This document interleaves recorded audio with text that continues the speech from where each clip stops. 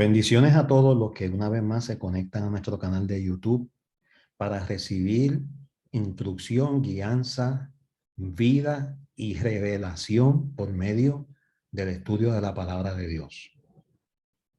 En el estudio de la vida hallamos vida. En el estudio de la Biblia hallamos vida. Gloria al Señor.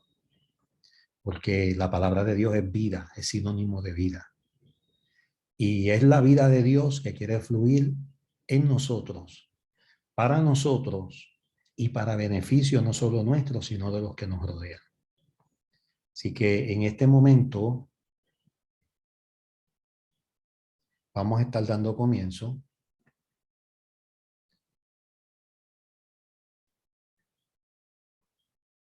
al estudio del mensaje a la iglesia de la Odisea.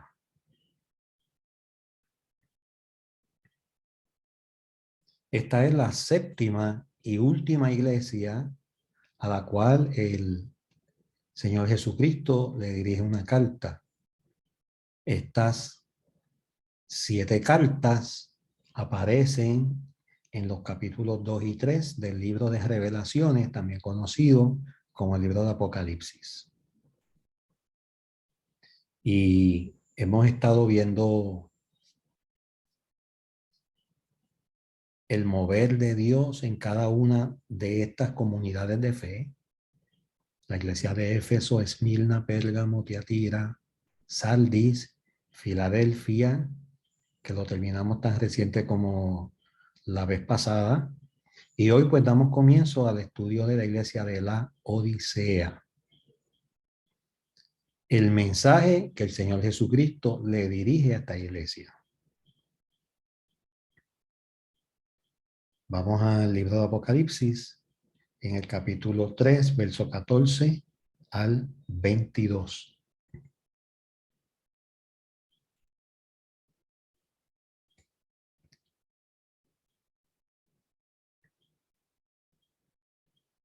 Y escribe al ángel de la iglesia en la Odisea.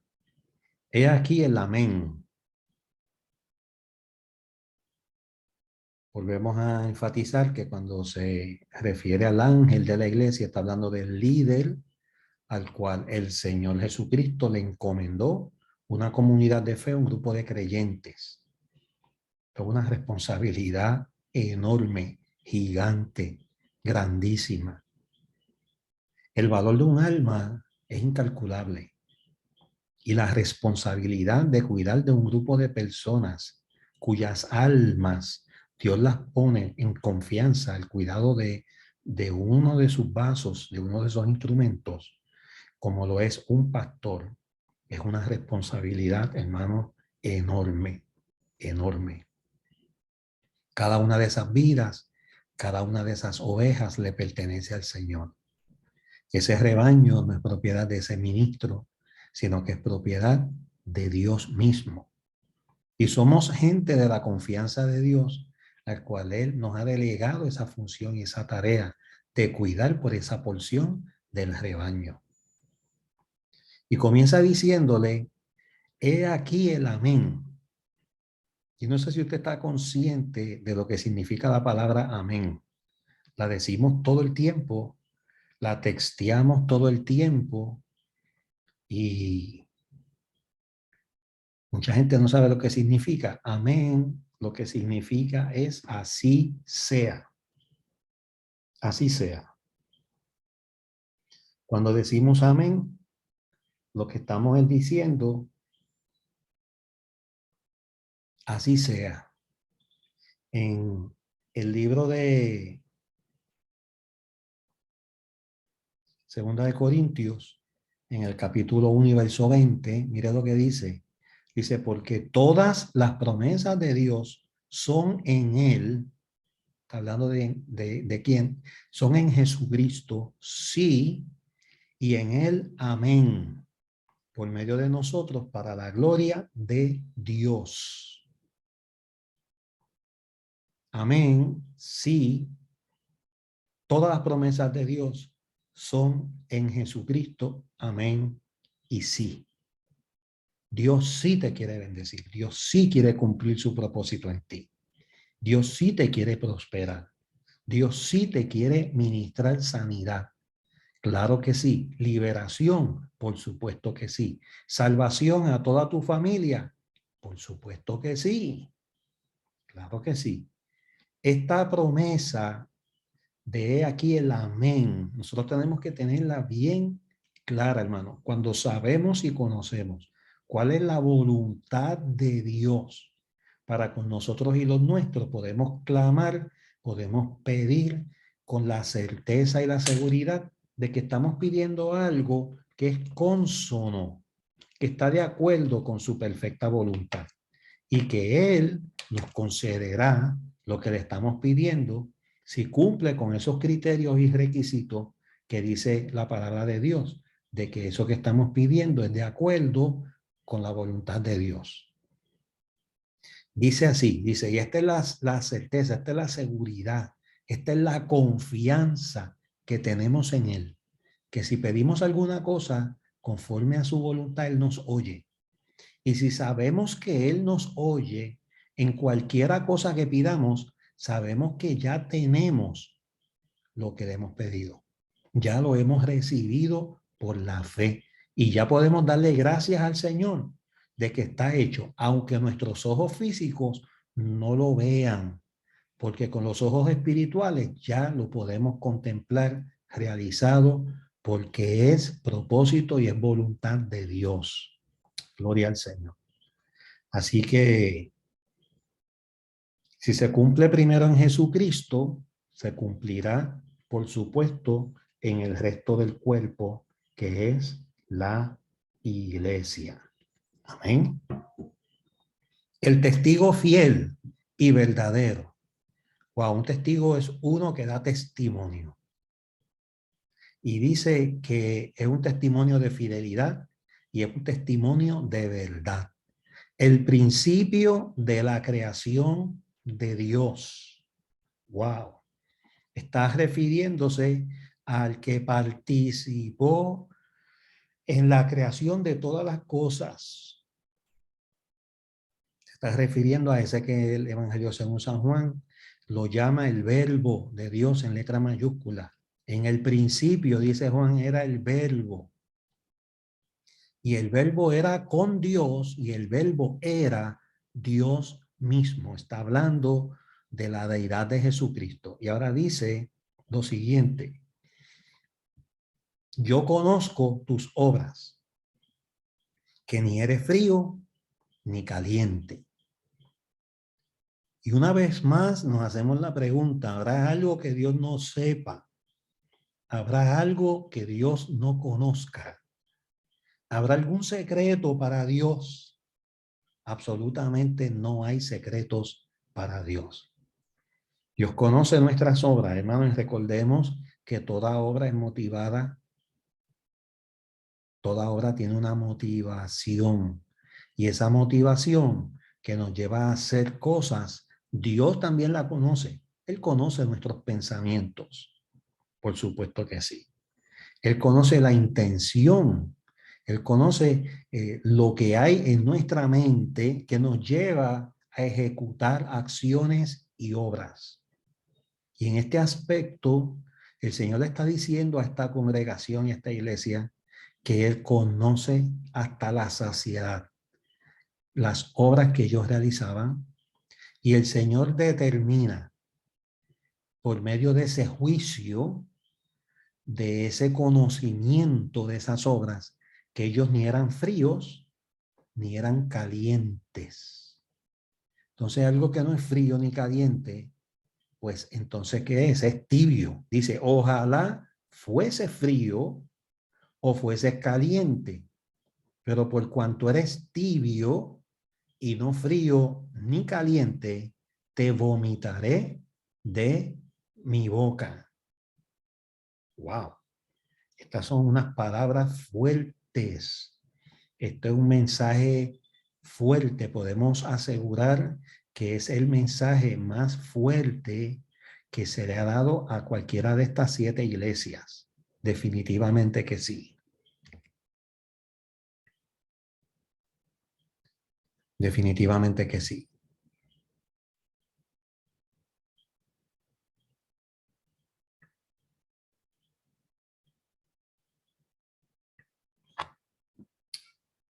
Es una palabra fuerte, porque, amado, Dios no va con paños tibios. Dios no va con paños tibios. El Señor eh, va directamente a lo que está ocasionando la crisis. El Señor va directamente a lo que está ocasionando el impasse, a lo que está rompiendo la comunicación. Y en esta ocasión le hace una sentencia por su condición de tibieza espiritual. ¿Cómo podemos explicar y definir esta tibieza? Una persona que estaba fría y comenzó a calentarse en lo espiritual, o que era caliente, que tenía comunión con Dios y comenzó a enfriarse, a alejarse, a llenarse de apatía. Puede ser de cualquiera de las dos formas. En ambos casos, ninguna de las dos se ha querido comprometer, se ha querido responsabilizar y se ha mantenido con un pie, como podemos decir, en la iglesia y un pie fuera de la iglesia. O como decimos, un pie en la iglesia y un pie en el mundo. Y entonces, no podemos servir a dos señores, decía el Señor Jesucristo en los evangelios y en su ministerio terrenal. Lo estableció claramente, diáfanamente. O servimos al enemigo o servimos a Dios. O estamos en la luz o estamos en las tinieblas. No podemos tener un pie en la luz y un pie en las tinieblas. No podemos estar con un pie en el mundo y con un pie en la iglesia. Y tal parece que era la situación que estaba enfrentando esta iglesia de la Odisea. Porque tú dices, yo soy rico y me he enriquecido y de ninguna cosa tengo necesidad. Wow, se estaban envaneciendo y se estaban jactando en el sentido de que habían sido prosperados, de que habían sido enriquecidos, y lo triste y lamentable es que habían puesto su confianza en esa riqueza. Y no hay nada más incierto que la riqueza. Nuestra confianza tiene que estar depositada en Dios. Y si Dios nos prospera y nos bendice, como hizo con Job, esa no es la razón por la cual nosotros nos mantenemos en fidelidad y sirviéndole y reconociéndole en todos nuestros caminos. Porque sabemos, amados, que vienen temporadas para los justos y también para los injustos. Hay momentos de abundancia, pero también llegan momentos de escasez. Y en ocasiones tenemos que, como Job, decir: Jehová dio, Jehová quitó, sea el nombre de Jehová bendito. Cuando hay abundancia lo bendigo, y cuando hay escasez también lo bendigo. Pero no puedo poner ni depositar mi confianza y mi seguridad en nada material. Y ahora el Señor les dice: y no sabes que tú eres un desventurado, miserable. Les dije que este era el mensaje más fuerte que se le ha escrito a cualquiera de estas 7 iglesias del Asia Menor. Y sigue diciendo: eres pobre, eres ciego y desnudo. Habían perdido el discernimiento, habían perdido el blanco, estaban tocando de oído, estaban en ceguera espiritual. Dice: por tanto, yo te aconsejo que de mí compres oro refinado en fuego para que seas rico. O sea, la riqueza, le está diciendo el Señor, que realmente te va a enriquecer a ti y te va a sostener y te va a mantener en fidelidad, sale de mí y no de nada material, es algo espiritual. Dice, para que seas rico y vestiduras blancas para vestirte y que no se descubra la vergüenza de tu desnudez. Wow. Ustedes saben, amados, que en los tiempos antiguos la desnudez era una forma de enjuiciar a las personas y de avergonzarlas en público.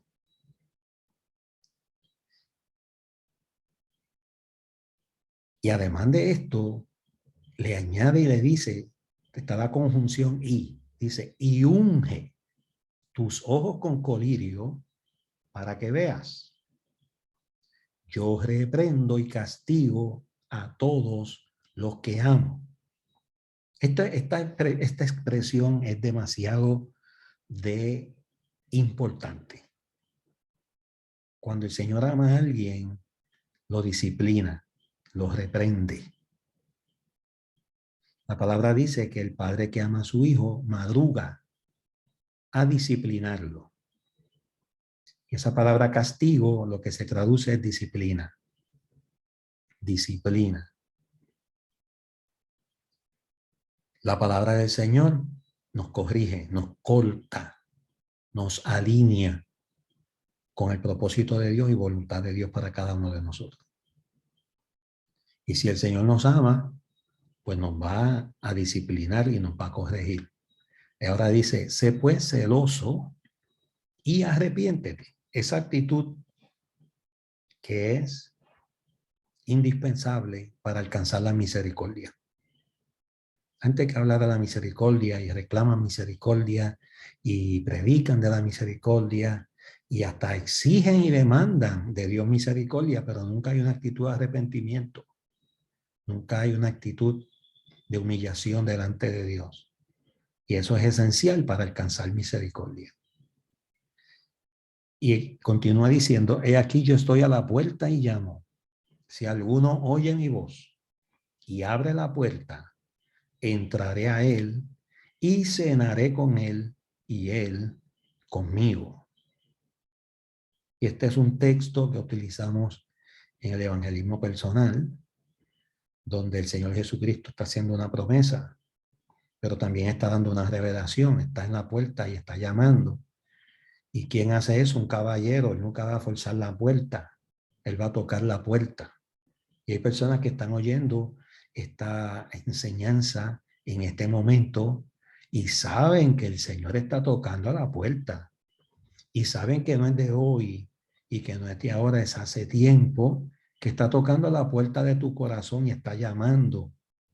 Si oyes la voz de Él y si le abres la puerta de tu vida, hay promesas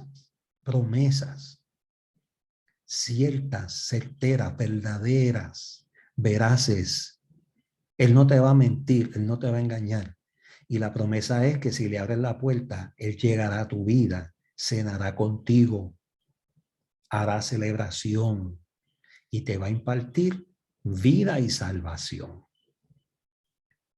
Al que venciere, le daré que se siente conmigo en mi trono, así como yo he vencido y me he sentado con mi Padre en su trono. Nuevamente, la garantía se cumple en Jesucristo, se va a cumplir en nosotros el resto de la iglesia. Y hay una promesa de honra. Sentarse con Jesucristo en el trono de Él es una acción de honra, porque Dios, amados, honra a los que a Él le honran. Él es así. El que tiene oído, oiga lo que el Espíritu dice a las iglesias. Y ya pues estamos familiarizados con este epílogo, con este cierre de las cartas, donde todas las cartas y cada una de ellas han sido concluidas con esta expresión muy parecida, muy idéntica. El que tiene oído, oiga lo que el Espíritu dice a las iglesias. Y vamos a continuar hablando de la ciudad de la Odisea. Y yo creo que ahí nos vamos a estar quedando esta noche. Y seguiremos la próxima semana con el favor de Dios. La Odisea fue fundada por el emperador Antíoco II, quien estuvo al comando del Imperio Romano del año 261 al año 245 antes de Cristo. Y llamada así en honor de su esposa, Laodice. Fue una próspera ciudad debido a su ubicación en la intersección de dos importantes rutas. En aquellos días era uno de los centros comerciales más ricos de Asia Menor. Además de un famoso centro bancario, tal era su riqueza, escuchen esto interesantísimo, que cuando la ciudad fue destruida por un terremoto en el año 60 antes de Cristo, sus habitantes fueron capaces de llevar a cabo su reconstrucción por sus propios medios sin la necesidad de solicitar ayuda de la capital y del Imperio Romano. La ciudad era famosa por sus manufacturas de ropas confeccionadas con la lana negra de la región.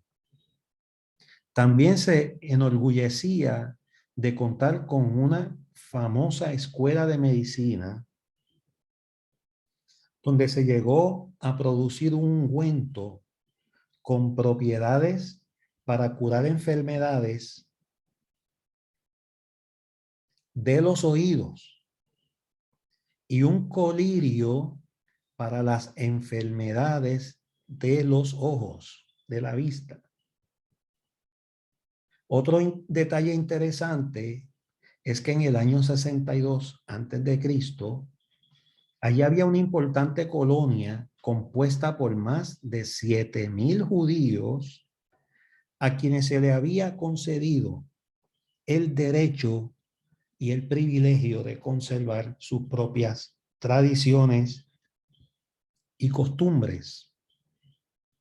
Estos vivían con otros muchos grupos étnicos sin mayores dificultades.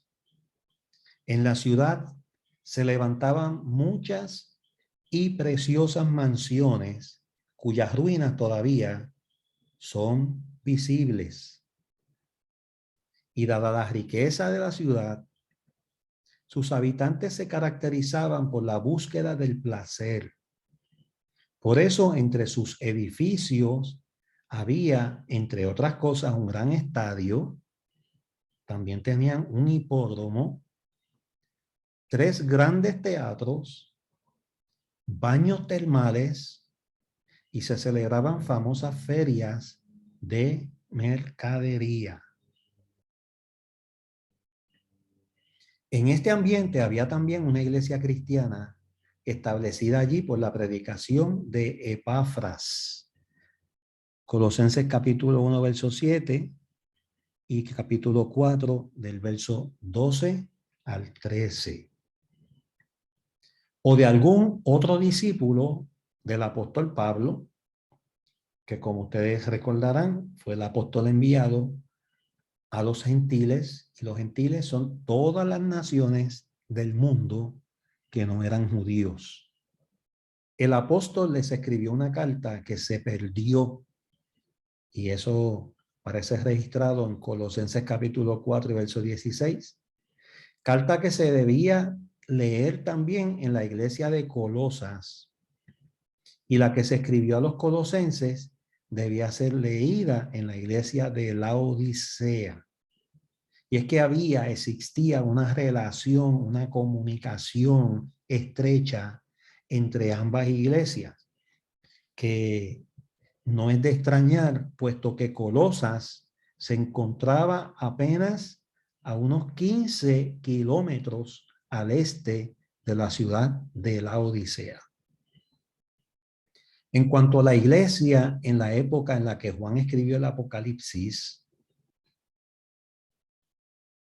No se registra que sufriese algún tipo de persecución, ni tampoco se registra que tuviera herejías. Su problema, sencillamente, era el orgullo.